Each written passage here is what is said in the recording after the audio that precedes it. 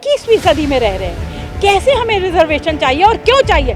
मैं तो महिलाओं को रिजर्वेशन देने के भी खिलाफ हूँ। मुझे दुख होता है ये सुन करके कि हम चार हमारे 64 बैन क्रैकर्स करते हैं। दिवाली आने वाली होती है तो हिंदू आस्था के साथ खिलवाड़ कर देते हैं, लेकिन वही केजरीवाल जब जेल से बाहर आते हैं तो उनके लिए क्रैकर्स भर भर के जलाए जाते हैं। आप राम को बदनाम करके जीतने की कोशिश करेंगे इस देश में तो नहीं जीत सकेंगे। सवाल भी पूछती हूँ, अगर एक ही हिंदू राष्ट्र में हमें अपने ही राइट्स की बात करनी पड़े तो लानत है हमारे ऊपर।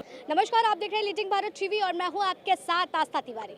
वर्तमान की राजनीति हो या हरियाणा चुनाव इलेक्शन हो, पूरी तरीके से राजनीति जो है इर्द गिर्द धर्म के घूमती हुई नजर आ रही है, लेकिन मौजूदा जो वहां के मुद्दे हैं उस पर बात नहीं होती दिख रही है। लेकिन पार्टियां जिस तरीके की राजनीति कर रही है उसको लोग कैसे देख रहे हैं, खास करके अगर बात की जाए बरखा जी जो अक्सर सोशल वर्कर के हर मुद्दे को उठाती हैं, तो मैं आप ही से सीधे जानना चाहूँगी कैसे देख रही हैं इस बार के इलेक्शन को जो हरियाणा में हो रहा है।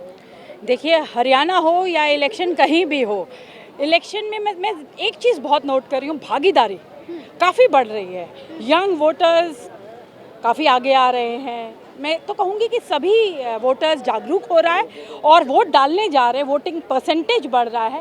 लेकिन सियासत भी, पूरी राजनीति लोग चमका रहे हैं, राजनीतिक रोटियां सेक रहे हैं, हर मुद्दे पे हाथ डाल रहे हैं। जैसे आप अभी देख रही, मैं जिस मुद्दे पे यहाँ पे बात कर रही थी तो वहाँ पर देखिए बैन क्रैकर्स करते हैं। दिवाली आने वाली होती है तो हिंदू आस्था के साथ खिलवाड़ कर देते हैं, लेकिन वही केजरीवाल जब जेल से बाहर आते हैं तो उनके लिए क्रैकर्स भर भर के जलाए जाते हैं, तब प्रदूषण नहीं होता। लेकिन अगर दिवाली पे हम हिंदू भाई बहन थोड़ा सा त्योहार मना लें, 2-4 क्रैकर्स जला ले तो इनको बड़ी तकलीफ हो जाती है। तो हर जगह सियासत है। सवाल तो मेरा यही है कि देखिए, कोई भी हम मुद्दे को उठाते हैं पहुंच जाता है, वो हिंदू पर पहुंच जाता है, हर चीज जाता है। तो क्या वाकई आज के समय केवल हिंदू की ही राजनीति होना ज्यादा जायज है, या जो धरातल पर मुद्दे हैं जिसकी जनता को जरूरत है उस पर चर्चा होनी चाहिए? देखिए, हिंदू इजी टारगेट है तो उसे टारगेट किया जाता है। एक ही हिंदू देश है, वहाँ हिंदू को नहीं जीने दे रहे, वहाँ हिंदुओं के लिए लाख तरीके की बातें हैं।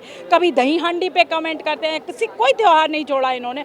उसको तो छोड़िए, होली में रंग नहीं डालने, होली पे मोलेस्टेशन हो जाती है, होली को त्यौहार को बदनाम किया, वो बातें तो खत्म होती ही नहीं है। लेकिन यहाँ पे सीएम योगी आदित्यनाथ जी ने कहा, जो भी कहा है उन्होंने, मैं तो उनके साथ बिल्कुल वो लगातार कह रहे हैं कि बटोगे कटोगे, और उसी के साथ साथ वो ये भी कह रहे हैं कि जो राम का नहीं हुआ वो किसी का नहीं होगा।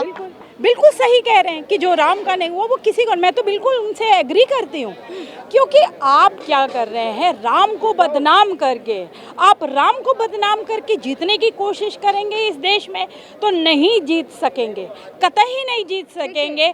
हम हिंदू भाई एकजुट होकर के हम हर पार्टी को समझाएंगे, और जो लोग तुष्टीकरण की राजनीति करते हैं उनसे मेरा एक निवेदन है कि तुष्टीकरण ना करें, मुद्दों पे जरूर काम करें, लेकिन प्रभु राम को बख्श दे।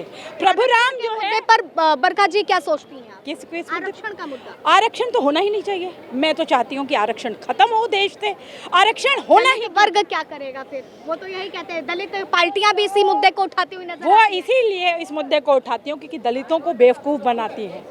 जो लोग भी बेवकूफ़ बनाती हैं, दलितों को कभी कोई हेल्प नहीं करना चाहती, लेकिन ये भी दलितों को वोट बैंक बना करके उन्हें बेवकूफ़ बनाया जाता है। ऐसे ये पागल बनते आ रहे हैं और आगे भी पागल बनते रहेंगे। रिजर्वेशन 21वीं सदी में रह रहे हैं, कैसे हमें रिजर्वेशन चाहिए और क्यों चाहिए। मैं तो महिलाओं को रिजर्वेशन देने के भी खिलाफ हूँ। नहीं देना, हम सब एक ही चक्की का आटा खाते हैं, किसी को रिजर्वेशन की ज़रूरत नहीं है। सब खुशहाल देश है और हम उन्नति करें, डेवलप करें, किस तरीके से करें, विदाउट रिजर्वेशन सबको बराबरी का दर्जा मिलना चाहिए। जैसे हम यूसीसी लाने की बात कर रहे थे, यूसीसी में भी यही तो कह रहे थे कि सबको बराबर पटल पे लाना है, तो मैं ये चाहती हूँ सबको बराबरी का दर्जा। सपा विधायक का एक बयान जो है काफी ज्यादा वायरल हो रहा है। महबूब अली जी ने कहा है कि बीजेपी अब संभल जाओ, तुम्हारा राज्य खत्म होने वाला है क्योंकि मुस्लिमों की आबादी बढ़ गई है।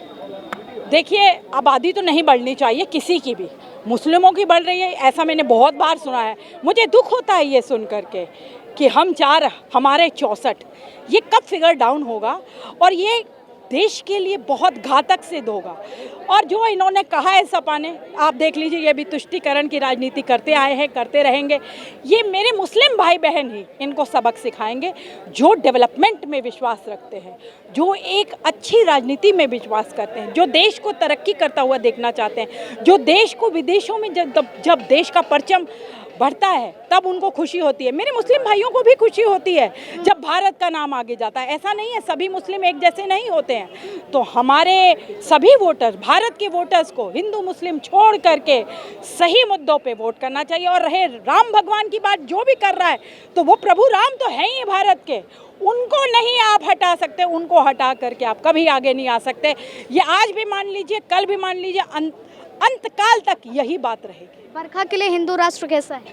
बरखा के लिए हिंदू राष्ट्र ऐसा है जहां एक हिंदू को अपनी राइट्स की बात ना करना पड़े। मैं कई प्रोग्राम्स में जाती हूं जहां पे हिंदू राइट्स की बात होती है, मैं बहुत अचंभा भरी निगाहों से उन्हें देखती हूं और फिर एक सवाल भी पूछती हूं, अगर एक ही हिंदू राष्ट्र में हमें अपने ही राइट्स की बात करनी पड़े तो लानत है हमारे ऊपर। ठीक है।